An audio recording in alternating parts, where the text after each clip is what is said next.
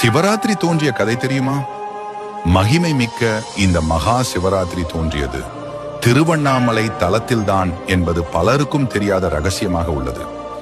இந்த நாளில்தான் கோடி சூரிய பிரகாசத்துடன் சிவபெருமான் லிங்க வடிவில் திருவண்ணாமலையில் தோன்றினார் என்று புராணங்களில் குறிப்பிடப்பட்டுள்ளது. இதன் பின்னணியில் ஒரு புராண நிகழ்வு சொல்லப்படுகிறது.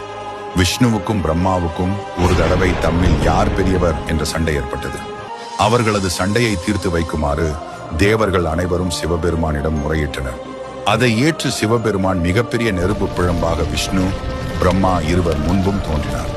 அந்த நெருப்பு பிழம்பு மண்ணுக்கும் விண்ணுக்கும் பரவி மிக பிரமாண்டமாக காட்சியளித்தது.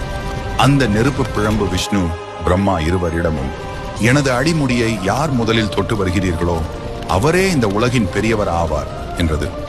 உடனே விஷ்ணு வராக பன்றி உருவம் எடுத்து அந்த நெருப்பு பிழம்பின் அடியை காண்பதற்காக பூமியை துளைத்து சென்றார். பிரம்மனோ அன்ன பறவையாக மாறி நெருப்பு பிழம்பின் முடியை கண்டு வருகிறேன் என்று உயரே பறந்து சென்றார். பல ஆண்டுகள் யுகங்களாக முயன்றும் விஷ்ணு பிரம்மா இருவராலும் அந்த நெருப்பு பிழம்பின் அடி முடியை காண இயலவில்லை. இது ஈசனின் செயலாகத்தான் இருக்கும் என்பதை உணர்ந்த விஷ்ணு தனது முயற்சியை கைவிட்டு திரும்பி வந்தார். அவரிடம் இருந்த ஆணவம் காணாமல் போய்விட்டது. ஆனால் பிரம்மாவிடம் இருந்த அகந்தை மட்டும் நீங்கவில்லை. உயர பறக்க முடியாமல் சோர்வடைந்து திரும்பிக் கொண்டிருந்த பிரம்மா ஒரு தாழம்பூவை பார்த்தார். அந்த தாழம்பூ ஈசனின் முடியிலிருந்து விழுந்து பல 100 யுகங்களாக கீழே வந்து கொண்டிருப்பதை அறிந்தார். நெருப்பு பிழம்பின் முடியை தான் கண்டதாக பொய் சொல்ல வேண்டும் என்று அந்த தாழம்பூவிடம் பிரம்மா கேட்டுக்கொண்டார். தாழம்பூவும் அதற்கு சம்மதித்தது. தரை இறங்கியதும் அந்த தாழம்பூ பொய் சாட்சி சொன்னது.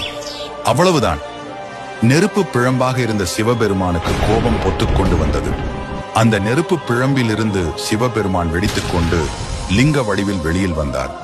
விஷ்ணுவுக்கும் தேவர்களுக்கும் கேட்ட வரங்களை எல்லாம் கொடுத்த சிவபெருமான் பொய் சொன்னதற்காக பிரம்மாவுக்கு பூமியில் கோவில் இல்லை என்றும் தாழம்பூவை பூஜைக்கு தகுதியற்ற மலராவாய் என்றும் சாபமிட்டார். இந்த நிகழ்ச்சி நடந்தது திருவண்ணாமலையில் என்பது குறிப்பிடத்தக்கது. இந்த அக்னியில் இருந்து வெளியில் வந்த சிவபெருமான் லிங்கோத்பவர் வடிவில் காட்சி கொடுத்தார்.